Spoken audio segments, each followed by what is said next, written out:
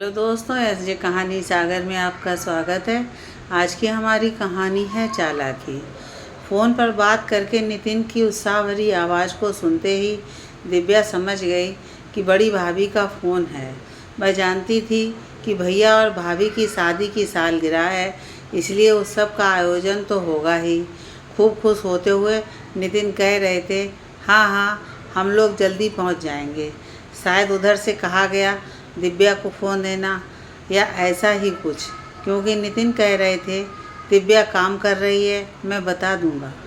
मायके जाने की बात थी, लेकिन दिव्या खुश नहीं थी।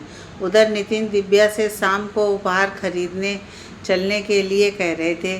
उपहार तो देना ही होगा, इसलिए दिव्या ने हाँ में सिर हिला दिया। बड़ी भाभी, जिनके पास रहकर दिव्या ने पढ़ाई पूरी की, रिटायरमेंट के बाद मम्मी पापा गांव जाकर रहने लगे थे और बड़े भैया के पास दिव्या और अंशुल दोनों रहते थे। ये बात तो सही है कि आज के समय में अपने घर में देवर और ननद को रखकर पढ़ाना एक कठिन कार्य है, लेकिन बड़ी भाभी ने इसका पूरा इंतजाम कर लिया था कि अच्छी भी बनी रहे और कोई परेशानी भी ना हो। ससुर जी दिव्या की फीस दे रहे थे और अंशुल तो नौकरी कर रहा था, इसलिए वह खुद ही कभी कुछ तो कभी कुछ खरीद कर लाता रहता था। दिव्या अपना बोझ भाभी पर नहीं डालती थी और यथासंभव घर के काम कर दिया करती थी। भाभी जी प्यार के साथ उसे घर के काम करने के निर्देश देती रहती थी। उसी के दम पर भाभी किटी पार्टी में भी चली जाती थी और वह रिनी को पढ़ाकर होमवर्क कराकर खाना भी बना दिया करती थी। उसकी शादी हो गई और फिर उसने देखा कि बड़ी भाभी नितिन की बहुत खातिरदारी करती हैं। नितिन भी उनसे बहुत प्रभावित रहता था। जैसे ही वे लोग मिलने आते थे, बागपड़ता भाभी नितिन को बहुत सम्मान और प्यार से बैठाकर घर के हालचाल पूछती थी, उसके बारे में पूछती थी और फिर कहती थी, मैं आती हूँ अभी तुम्हारे लिए तुम्हारी पसंद का नाश्ता या भोजन बनाकर। दिव्या, तुम दोनों बात करो तब तक।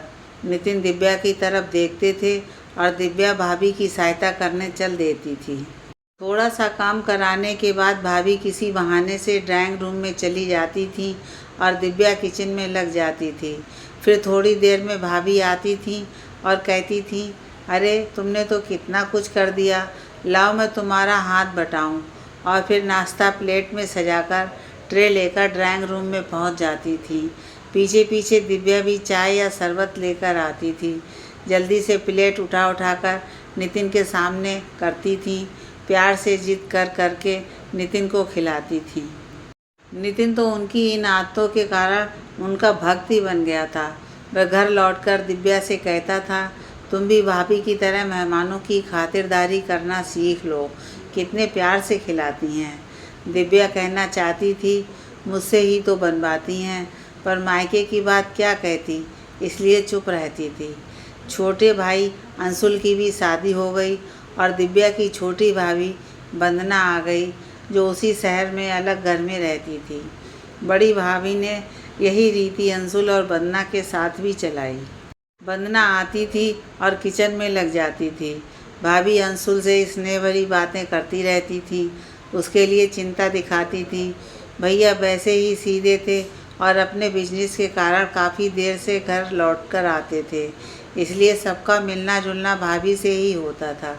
दिव्या और वंदना दोनों ही भाभी के घर जाने से खुश नहीं रहती थी, क्योंकि वहाँ जाकर काम ही करना पड़ता था।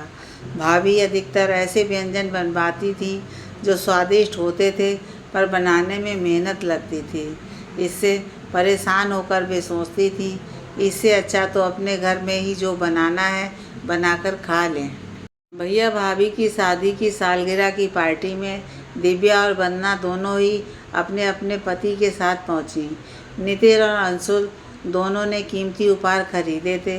भाभी से प्रभावित जो थे, ज़्यादा मेहमान नहीं थे, फिर भी कुल मिलाकर 25 लोग तो हो ही गए थे।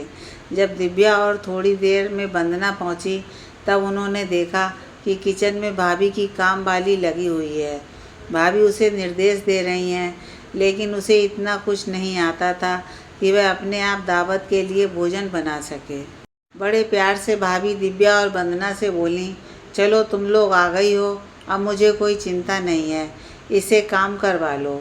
भाभी तो तैयार होकर ड्राइंग रूम में मेहमानों का स्वागत करने बैठ गईं और दिव्या तथा वंदना कमर कस किचन में लग गईं।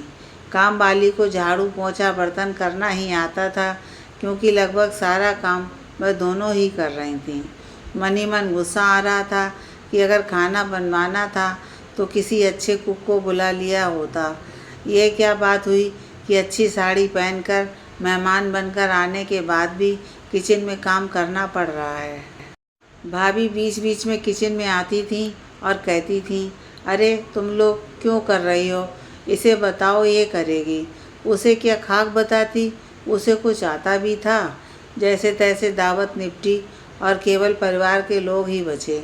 काफ़ी देर से लाइट नहीं थी, इसलिए इन्वर्टर से काम चल रहा था, पर अब इन्वर्टर भी बोल गया।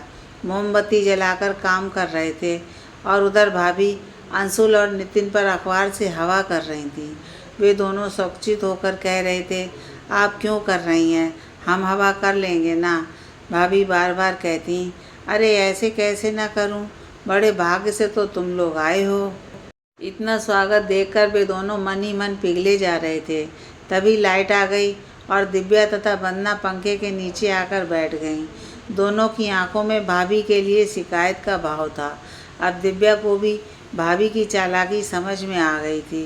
वह घर के पुरुषों की खातिरदारी बहुत अच्छी तरह से करती थी, इसलिए पुरुष उनसे बहुत प्रभावित रहते थे। महिलाओं से भी दिखावे करते हुए अच्छी तरह बात करती थी, लेकिन सभी काम बातों बातों में करवा लिया करती थी। पुरुषों के छोटे छोटे काम जल्दी से करती थी, जैसे पापड़ भून लाना, कॉफ़ी बना लेना आदि। उनकी तत्परता देखकर पुरुषों को लगता था कि भाभी बहुत कार्यकुशल हैं और वे अपनी पत्नी की तकलीफ़ पर ध्यान नहीं देते थे। उनकी ये चालाकी देखकर दिव्या ने कुछ सोच लिया कि क्या करना है। अगली बार जब भाभी का जन्मदिन था और भाभी ने उसी तरह प्यार और सम्मान से निमंत्रण दिया था, दिव्या और वंदना ऐन मौके पर एक योजना के अनुसार भाभी के घर नहीं पहुंची। वह भाभी के लिए गिफ्ट खरीदने के बहाने से चली गई थीं और उसके बाद ट्रैफिक जाम का बहाना बनाकर आई ही नहीं। उधर भाभी ने इन दोनों के सहारे ही कोई खास तैयारी नहीं की थी। वही काम वाली थी जिसे कुछ नहीं आता था। नितिन और अंशुल बार बार फ़ोन करके पूछ रहे थे कि तुम लोग कब आओगी, और बार बार दिव्या या वंदना कह दिया करती थी, बस पहुंचने ही वाले हैं। इस बार भाभी को किचन में लगना पड़ा। दिव्या और वंदना आ गईं तथा भाभी से बोली, आप सबके साथ बैठिए, हम लाते हैं ना खाना। थकी हुई भाभी ड्राइंग रूम में बैठी थी, पर आज चहक नहीं रही थी। आज तो दिव्या और वंदना चहक चहक कर सबको खाना खिला रही थीं और कह रही थीं, भाभी के जन्मदिन पर कितना आनंद आ रहा है। भाभी भी शायद समझ गई थीं कि अब उनकी ये चालाकी नहीं चल पाएगी।